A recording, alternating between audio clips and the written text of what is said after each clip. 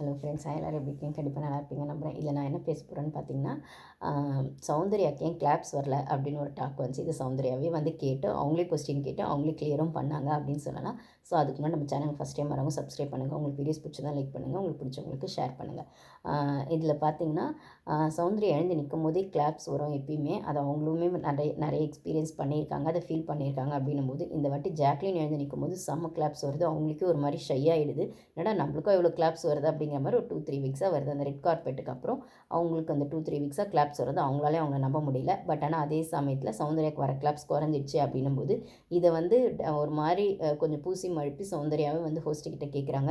என்ன சார் எப்பயுமே கிளாப்ஸ் வரும், நான் என்ன இந்த வாட்டி என்ன சார் கிளாப்ஸே வரல, நான் ஏதாச்சும் ஆடியன்ஸை ஹார்ட் பிரேக் பண்ணிட்டேனா அப்படிங்கிற மாதிரி கேட்குறாங்க.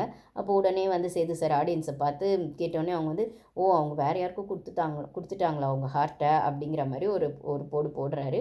அதாவது விஷ்ணுக்கு வந்து சௌந்தர்யா லவ் ப்ரப்போஸ் பண்ணதுனாலையும் அதனால் கிளாப்ஸ் குறைஞ்ச மாதிரியும் அவர் ஒரு விஷயத்தை உசுப்பேற்றி விடுறாரு. இப்போ சௌந்தர்யா சொல்கிறாங்க, இல்லை சார், என்ன சொல்கிறது, அவங்களுக்குமே பிடிக்கும் தான், எனக்கு பிடிச்சது அவங்களுக்கும் பிடிக்கும்னு நினச்சி தான் சார் பண்ணேன் அப்படிங்கிற மாதிரி சௌந்தர்யா ஒன்று சொல்கிறாங்க. இருந்தாலும் சௌந்தர்யாவுக்கு தெரிஞ்சு போயிடுச்சு. இப்போ இவங்களுக்கான கிளாப்ஸ் குறைஞ்சி ஜாக்லின்கான கிளாப்ஸ் வருது அப்படின்னும் போது இதை அவங்க கேமை மாற்றுமானா கண்டிப்பாக ஏதோ ஒரு இடத்துல என்னமோ ஒன்று பண்ண ட்ரை பண்ணுவாங்க. அது மட்டும் இல்லாமல் நாமினேஷன் ப்ராசஸில் ஜாக்லினை உள்ளே விட்டு எப்படி இருந்தாலும் அவங்கள வெளில அனுப்புறதுக்கு ட்ரை பண்ணுவாங்க. ஸோ இந்த இடத்துல வந்து சௌந்தர்யா இப்போ தான் கேம் ஆட போகிறாங்களான்னு கேட்டால் இல்லை, இதுக்கு முன்னாடியும் ஆடிட்டு தான் இருக்காங்க. ஆனால் எப்படி ஆடுறாங்க, என்ன பண்ணுறாங்கன்னு அவங்களுக்கே தெரியாத மாதிரி ஆடுறாங்கன்னு நம்ப வச்சுட்டு இருந்தாங்க.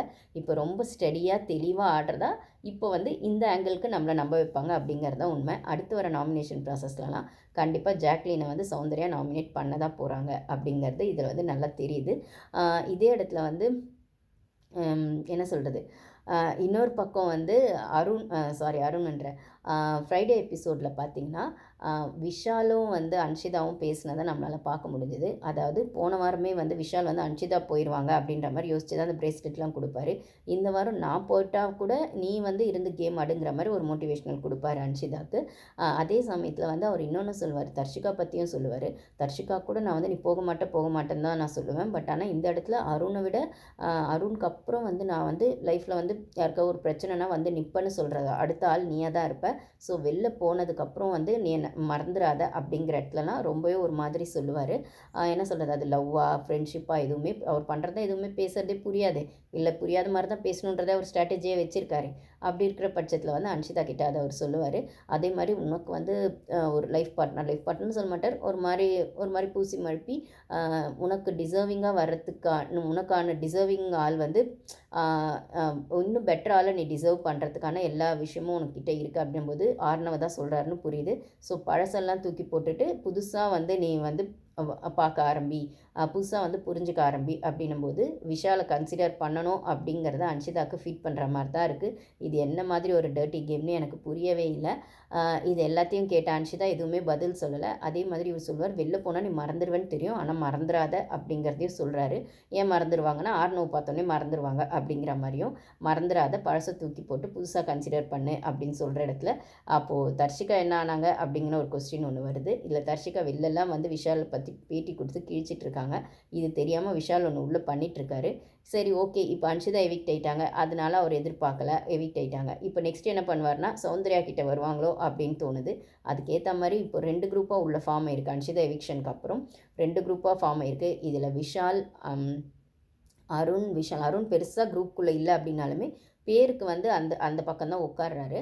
பட் ஆனால் அவர் எப்போ எப்படி சாய்வாருன்னு நம்ம ப்ரிடிக்ட் பண்ணவே முடியாது. அருணை பொறுத்த வரைக்கும் நம்போது இந்த இடத்துல அருண், விஷால், சௌந்தர்யா, பவித்ரா, ராணுவ் இவங்க வந்து ஒரு குரூப்பாக ஃபார்ம் ஆயிருக்காங்க. அப்புறம் வந்து முத்து, மஞ்சரி, ஜாக்லின், தீபக் ஒரு குரூப்பாக ஃபார்ம் ஆயிருக்காங்க. இதில் தீபக்கையும் ரயானையும் எனக்கு கேட்டால் கன்சிடர் பண்ணவே முடியாது. அருண் மாதிரியே இந்த சைடும் பெல்ட்டி அடிப்பாங்க, அந்த சைடும் பெல்ட்டி அடிப்பாங்க. டபுள் சைட் கேம், ரெண்டு பேருமே ஆடுவாங்க.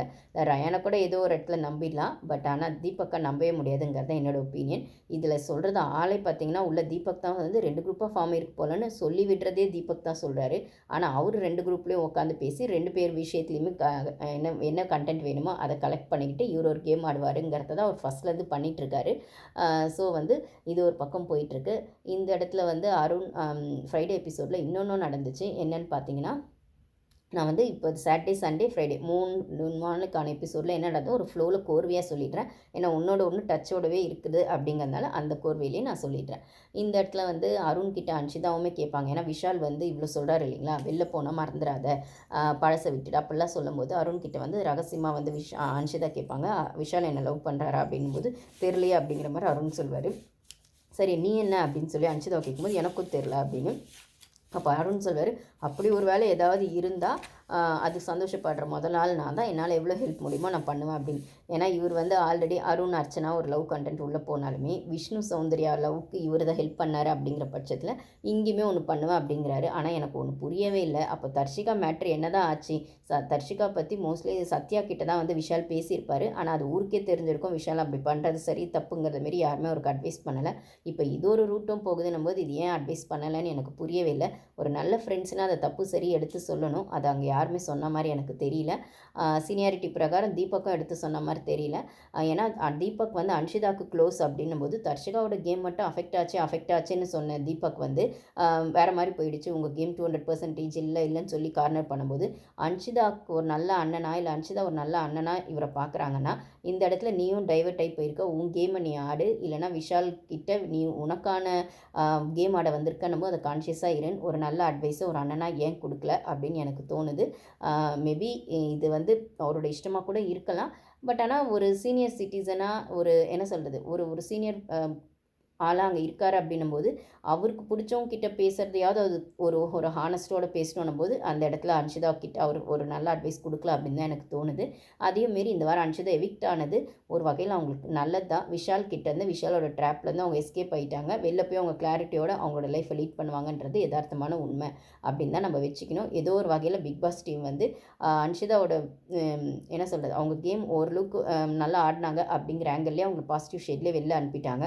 இன்னும் ஒரு வாரம் அவங்கள உள்ளே வச்சுருந்து விஷாலோட ட்ராப்பில் மாட்டி அவங்க நேம் ஸ்பாயில் ஆகிறதுக்கு பதில் இப்போ தர்ஷிகாலாம் வெளில போய் நேம்லாம் வந்து அவங்க கேம் விஷாலால் போயிடுச்சுன்ற பட்சத்தில் அவங்களால பதில் சொல்லவே முடியல எந்த இன்டர்வியூஸ்லையுமே. அப்படிலாம் இல்லாமல் அன்ஷிதாவை இப்பயே வந்து பிளான் பண்ணி அவங்களோட நல்லதுக்காக தான் வந்து டீம் வந்து வெளில அனுப்பியிருக்காங்க அப்படின்னும் போது நெக்ஸ்ட் வீக் விஷால் போகிறதுக்கான வாய்ப்புகளும் நிறைய இருக்குது அப்படிங்கிறத நம்மளால் இந்த இடத்துல பார்க்க முடியுது. ஸோ இப்படி தான் கைஸ் போச்சு அன்ஷிதாவோட எவிக்ஷன். அன்ஷிதாவுக்கு நல்லதா எப்படிங்கிறது எனக்கு தெரியல. பட் ஆனால் ஏதோ ஒரு வகையில் விஷாலை எக்ஸ்போஸ் பண்ண விதமாக அவங்களோட எவிக்ஷன் இருந்தது அப்படின்னு தான் நம்ம சொல்லணும்.